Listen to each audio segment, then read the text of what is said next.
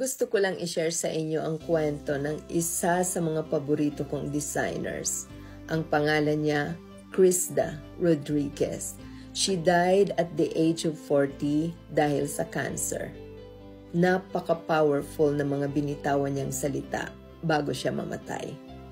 Sabi niya, napakarami kong expensive cars sa garahe ko. But now, sa wheelchair na lang ako sumasakay. Ang dami-dami kong mga mamahaling gamit at mga damit. Pero ngayon, ang suot ko na lang damit ng hospital. Parang palasyo ang bahay ko. Pero ngayon, sa hospital bed na lang ako natutulog. Ang dami-dami kong pera sa bangko.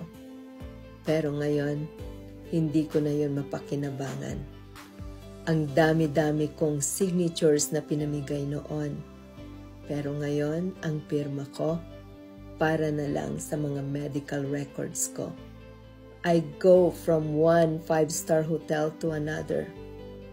Pero ngayon, I go from one lab to another. Mayroon akong 7 hairdressers noon. Pero ngayon wala na akong buhok. So yun. It goes to show na kahit na anong mga material na bagay na meron tayo, wala na yung halaga pag tayo nagkasakit at hindi natin yun madadala pag tayo nawala na. So yun lang.